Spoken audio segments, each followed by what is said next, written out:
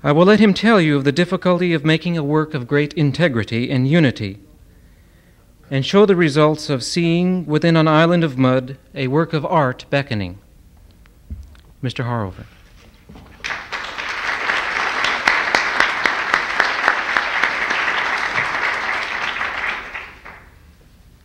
Thank you, Bob.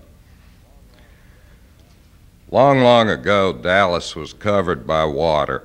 The Gulf of Mexico then contained eastern Texas, eastern Arkansas, all of Louisiana, and most of Mississippi. Its northern limit was near Cape Girardeau, Missouri, below St. Louis. In the Pleistocene period, the last great ice cap covered the North American continent down to approximately a line through St. Louis on the Missouri and Cincinnati on the Ohio. From 30,000 to 25,000 years ago, this ice cap melted northward.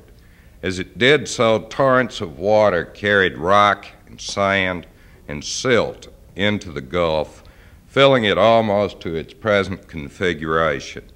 The final meltings carved the lower Mississippi River Valley. All great rivers in their length from headwater to mouth go through stages which may be likened to the ages of man's life. At its beginning, the river is youthful, skipping and dancing as it falls from pool to pool over surface rocks. The young Mississippi begins at Lake Itasca in northern Minnesota and flows to the Falls of St. Anthony in Minneapolis, where it begins its vigorous, strong, and mature midlife, cutting through earth and rock down past St. Louis, where the muddy Missouri joins, to Cairo, where its last major tributary, the Ohio, flows to meet it. Below the mouth of the Ohio, the river widens, slows, begins to drop silt and soil over a vast alluvial floodplain, enters the final phase of its life, and becomes Old Man River. The Mississippi and its tributaries collect the waters of half this country. Hopes, dreams, and memories were to flow with the sweat and blood of America in the Allegheny and Monongahela, the Ohio, the Illinois, the Tennessee, Cumberland, the Missouri, also called Big Muddy and Old Yellow, the Black, the White, the Red, the Buffalo, the Little Buffalo, the Wolf and Pigeon, the Platte, Bighorn, Little Bighorn, the Sunflower, the Nankana, Yallabusha, the Tallahatchie, Yazoo, and Atchafalaya, and into the Father of Waters, Mark Twain's magnificent, mighty Mississippi, rolling its mile-wide tide along, shining in the sun. This river system was used by Indian nations to build a vast trade network in support of highly developed cultures, which peaked about the time Hernando de Soto led his small army of Spaniards westward in search of 7 mythical cities of gold, and became the first white man to see the Mississippi near Memphis in 1541.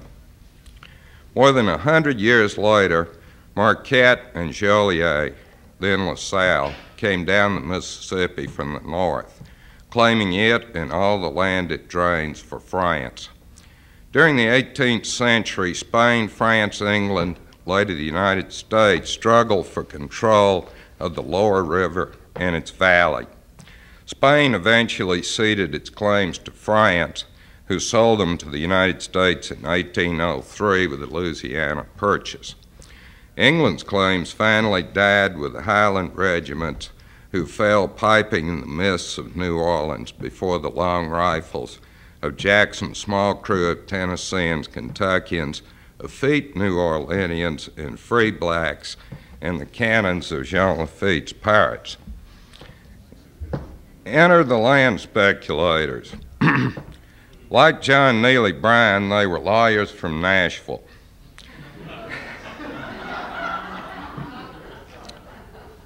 In 1795, John Overton bought for $500 the highest, largest flood-free bluff on the lower Mississippi.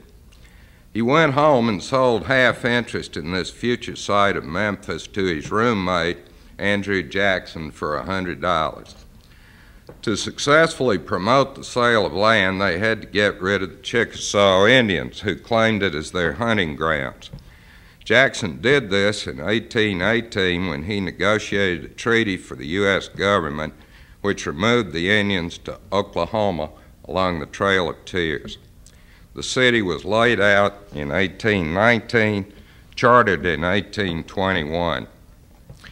Through the 19th and early 20th centuries, blessed by the Mississippi and its fertile delta, Memphis grew rapidly, surviving the Civil War and repeated epidemics of for the city.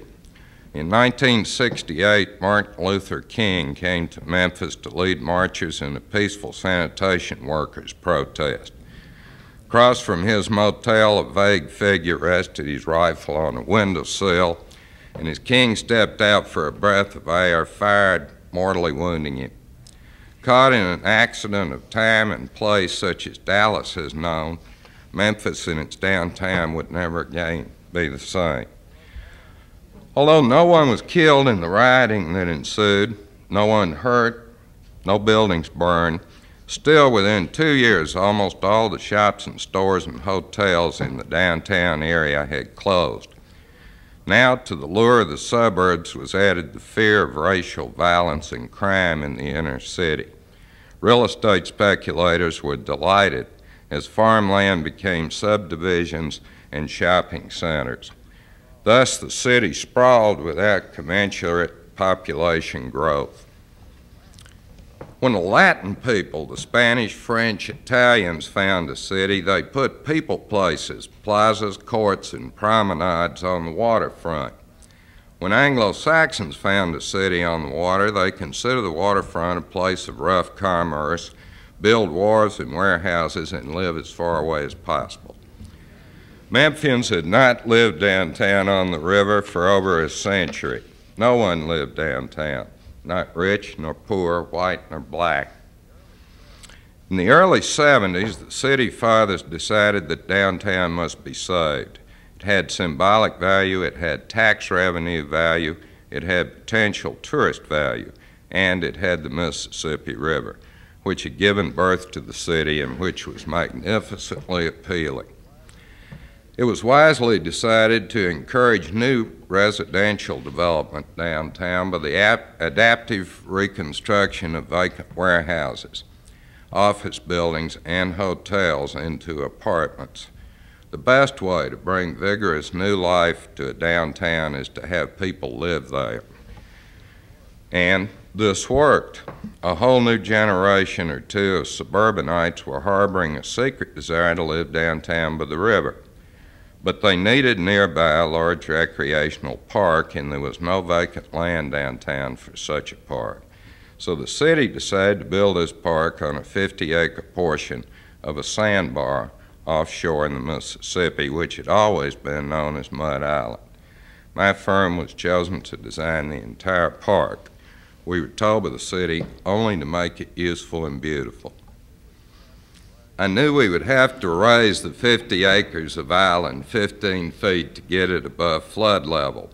Although there existed a service road over to the island some 2 miles north of downtown, I knew we would have to have a pedestrian bridge directly over from the center of downtown core to the park.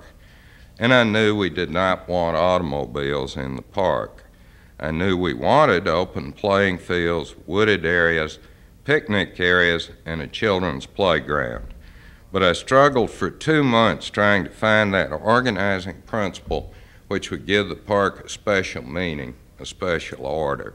Without this, it would be just another park, albeit a good one, enhanced by the river. Then the simplest and most obvious concept came to me.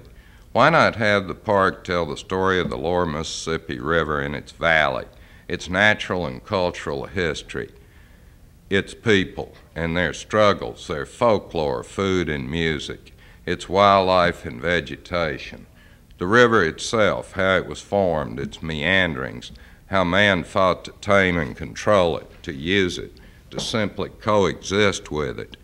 A fitting theme for the park, Faulkner's two ancient protagonists, man and the river. This concept gained immediate support from the mayor and council, the media, and the banks and business community, but all was not easy nor pleasant. Many suburban residents resented such a huge expenditure of city funds in a downtown area which they considered a slum and which they would never visit. Suburban real estate interests encouraged this attitude. Many times the project slowed, but it never stopped. It cost $60 million, took 8 years to complete. It opened in July of '82 and was an immediate success, drawing 1.25 million visitors the first year. Now I may give you some visual images of Mud Island.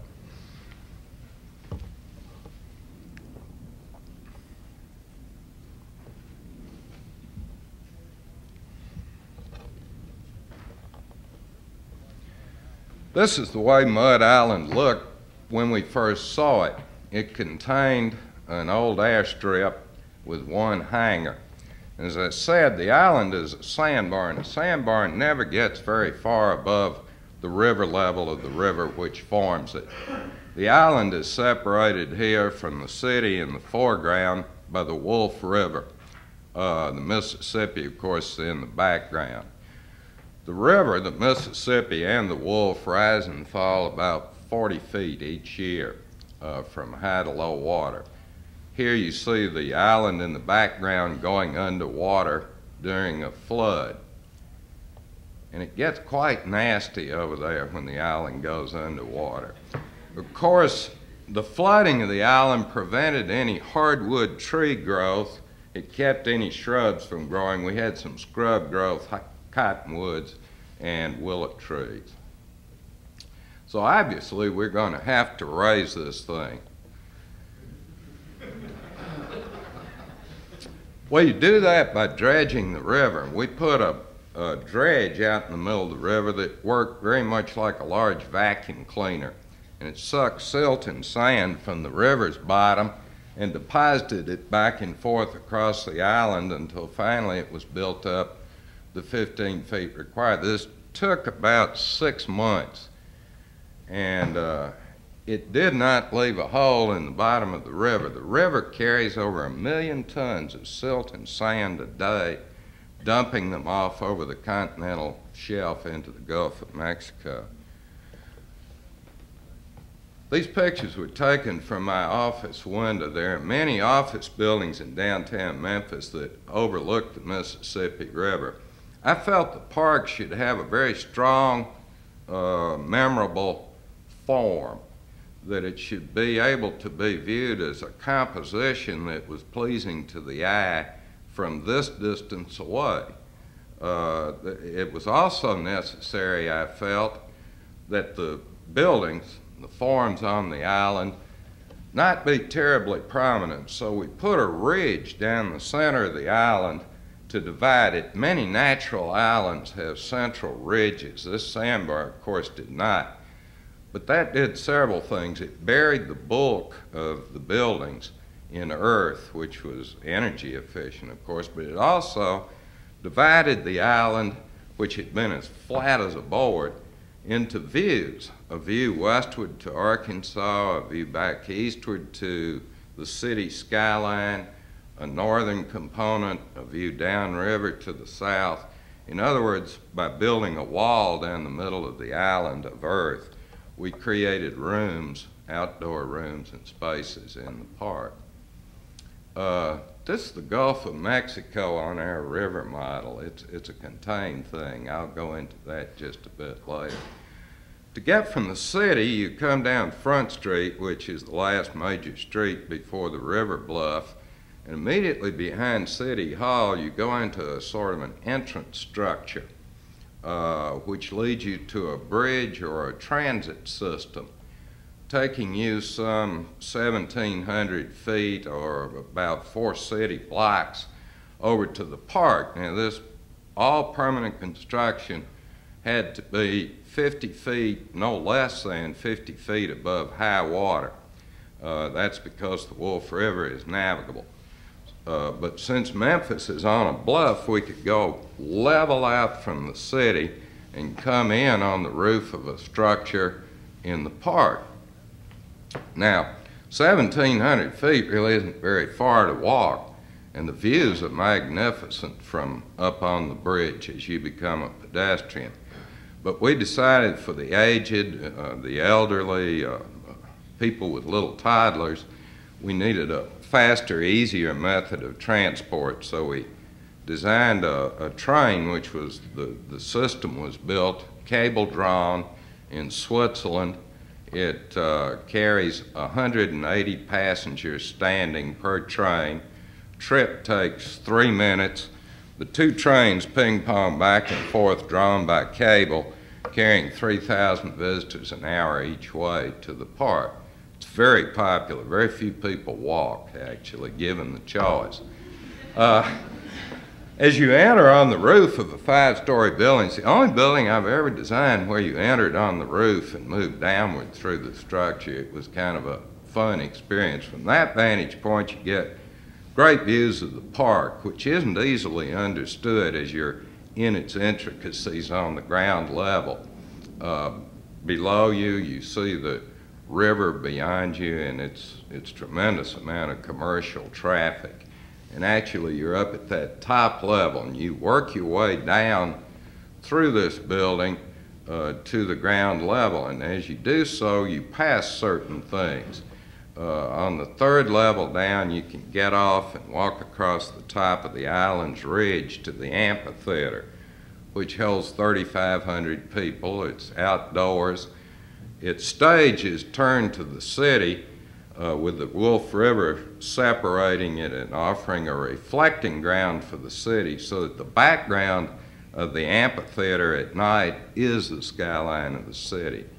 It's very beautiful. We put about 90 shows of all types a season on in the amphitheater. The Museum of the Mississippi River goes into really great detail of the story of the river's creation, the first people there, the Indians, explorers, settlers, the development of boats. And in the development of boats, we come to the great floating palaces. We built a full-size reconstruction as accurate as possible of a great floating palace, a packet boat of the 1870s period, in water inside the museum. And you walk through this. There are sound programs. You hear the voices of the pilot as you go to the pilot house, the passengers, the stevedores, the blacks on deck singing on the shore, the movement of cargoes, etc. The Civil War on the river only is one of the big dramatic stories that covered the whole lower river. It's told in rather great detail with a Union gunboat, full size. You go on it, you're in a battle, you hear the explosions, you then go up this moving sidewalk, you hear the plaintive songs of the war, you come out on a Confederate battery above and you hear the voices of now the Confederates, and you're looking down on the gunboat below. The Confederate battery has a huge cannon in it, and there's a speaker mounted under the cannon. And during the battle, that speaker occasionally goes off with some warning. And a woman fell off the gun platform a couple of weeks ago, and by golly, she's suing me. You can't be too real about these things. People don't like reality. We have one of the last remaining horizontal steam engines, which is in operating condition, it left in the United States. We tell the stories of the development of jazz music, which is essentially a black southern river valley thing, from all the way from field hollows through the development of jazz out in New Orleans and the blues out of Memphis, right on to the present day Isaac Hayes, Elvis Presley myths. A playground which has river forms, a boat marina for 100 pleasure boats, about 2/3 covered, 5 restaurants, along the river. And this whole thing is tied together by a 2,000-foot-long scale model at great detail of the lower Mississippi Valley from Cairo, above Cairo, to the Gulf of Mexico. That river model is at the scale of 30 inches to the mile vertically and 5/8 of an inch to 5 feet. 30 inches to the mile horizontally, 1/8 of an inch to the foot vertically. It is accurate. It is accurate as the river existed in about 1970 to 73 when the last Corps of Engineer maps were made. It's a liquid environment. It contains all of the 22, I believe, major cities that exist in the lower river valley, to scale with the city blocks. The streets are in stainless steel. You can find your own city block in any city on the lower valley. It makes a wonderful sculpture. We began, the Ohio and Missouri and Mississippi rivers are just arbitrarily cut. And where we cut them, we have watershed walls that show all of the drainage basin of, in this case, the Ohio River. Now that empties into the Ohio, and you see all the states, rivers, tributaries, towns, and cities in that particular Ohio River watershed. This is the Cumberland, Tennessee watershed. It's cut off right at the land between Kentucky and Barkley Lakes. And this is Kentucky Dam. But mostly people just play in it. They love it. More of that than I had any idea. Take their shoes off and wade and walk and fall down and sue us. And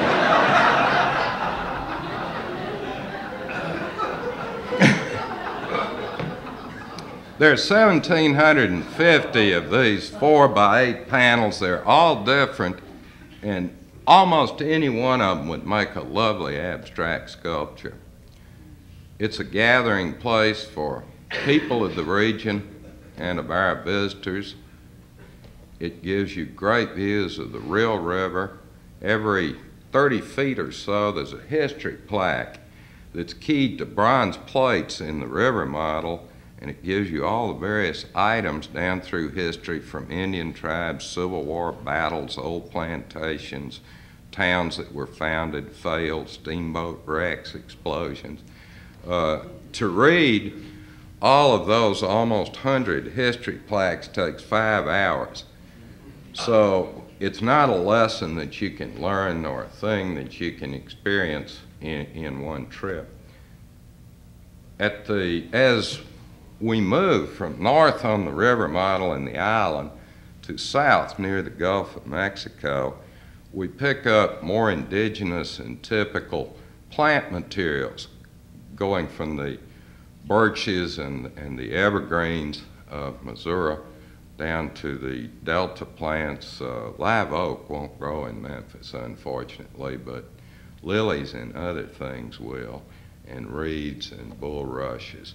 So we've used them to change the character of the island to the best of our ability. You get great vantage points of the city from here.